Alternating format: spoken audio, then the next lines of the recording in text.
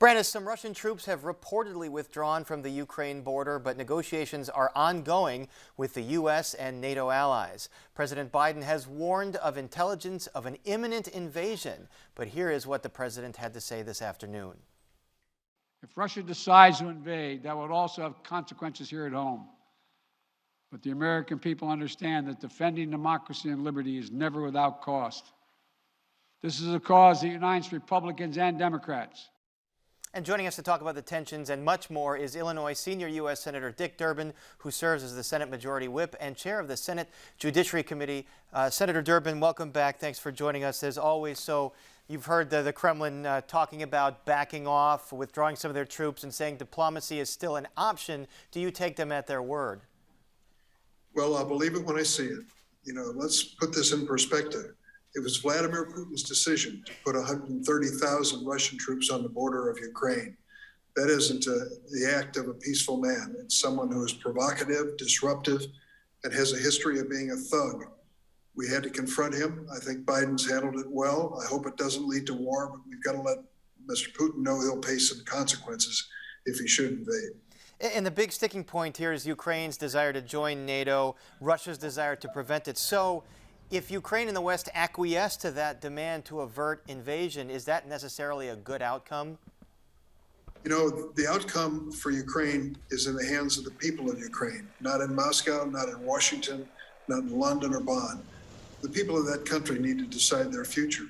And if they decide that it's in their best interest to apply for membership in NATO, you can certainly understand it. I mean, they've been invaded by Russia. They've been threatened by Russia. Their land has been seized by Russia. It has to be their decision, though, and NATO's decision whether to accept it. Putin has to get it through his thick skull that these are people who want to decide their own future and not rely on him.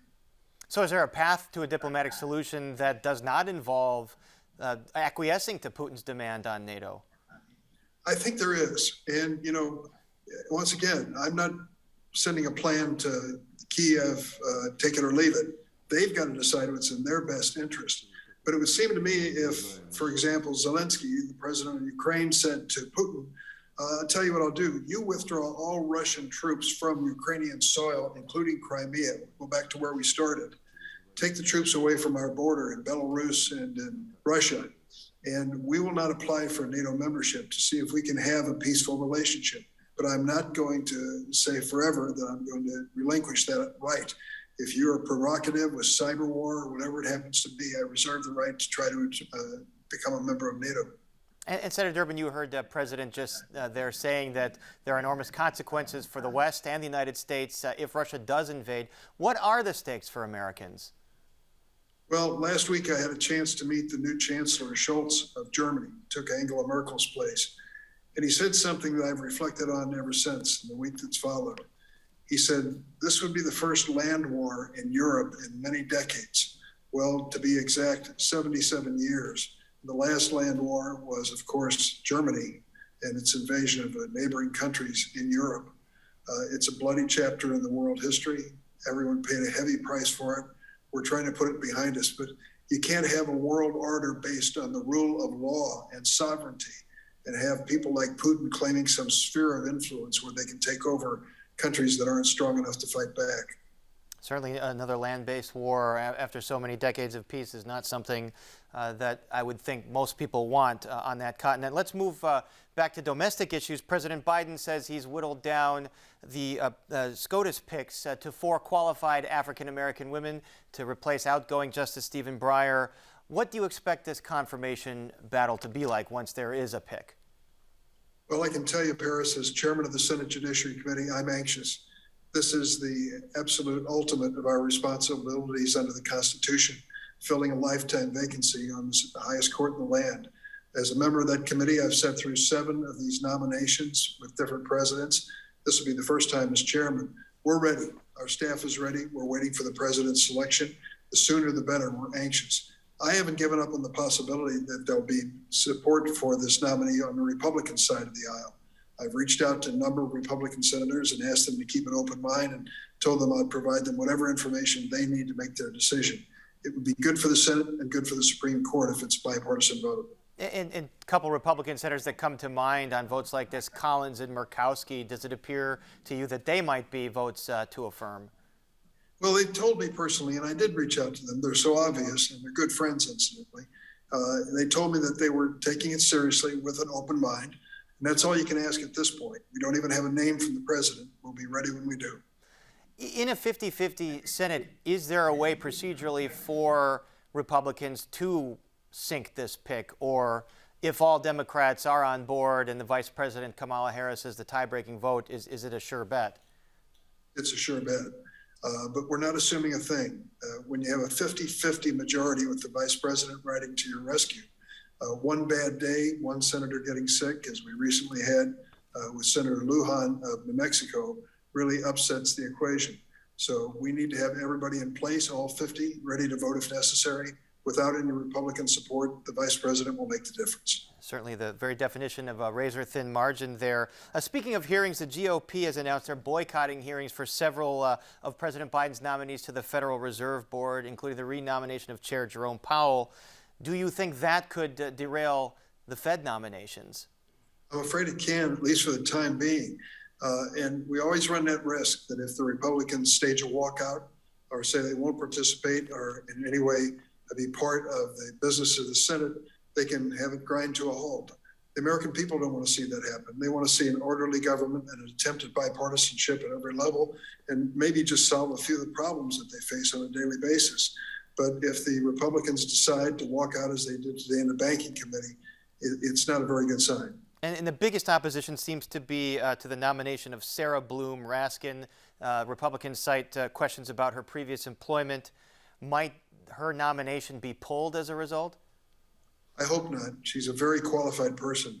And I just want to let you in on a little secret. The fact that her husband, Jamie Raskin, is a Democratic congressman from Maryland who led the effort of the impeachment, the second impeachment of Donald Trump, is not lost on us. I believe there are a lot of people who are trying to get even with Congressman Raskin and taking it out on his wife. So that might be a factor. On another issue, Axios reports today that Senator Susan Collins, who we just talked about, has spoken to you about immigration reform and giving DACA citizens a pathway to citizenship, something that you've been fighting for 20 years. Is there movement on this front, and bipartisan movement? There's the earliest stages of conversation on a bipartisan basis. Listen, Paris, this means as much to me as any other issue I've ever faced, and hundreds of thousands of people are counting on us coming to a conclusion that's fair and gives them a chance to active parts of our country. I'm going to reach out to the Republican side again and see if there's any common ground we can find. I've talked to Susan, I've talked to several other senators to just sit down with an open mind and let's discuss our possibilities. And given the political wins in the midterms, might your window here be, now in November or January to actually get something done on this? Absolutely. The sooner the better. The closer to the November election, the more heated the political rhetoric becomes, the less likely a compromise can be reached. So I'm going to take every opportunity I can early this year. All right, we'll follow developments on that. You also announced today you're introducing legislation that might end once and for all these regular political game of chicken battles over the debt ceiling. Explain what this proposal would do.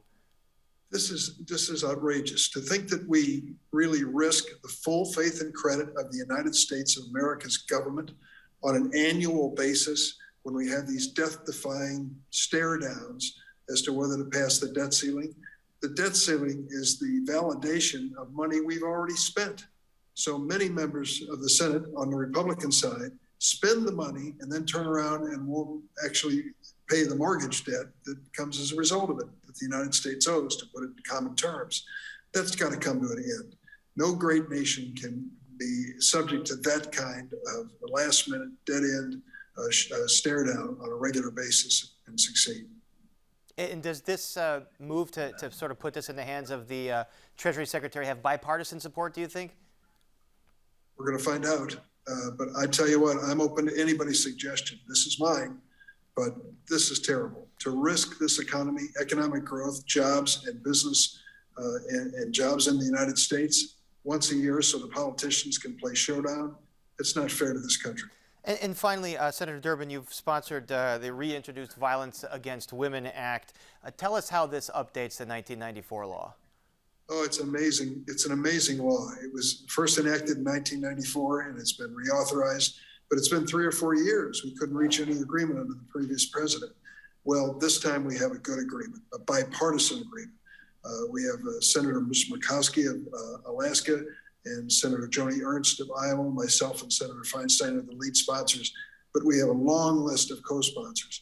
And what it basically does is to provide new tools for our domestic violence network so that those people who are victims of domestic violence, or their children may be, can reach out for help, for counseling, for legal assistance if necessary, and really find safety in their lives. It's so basic, and I'm glad that we have this on the agenda to move on in the next several weeks. One of a few bipartisan pieces of legislation that I know that does not get as much attention in Washington as some of the fights that go on every day. And Senator Durbin, our thanks to you for joining us as always. It's good to be with you. Thanks, Paris.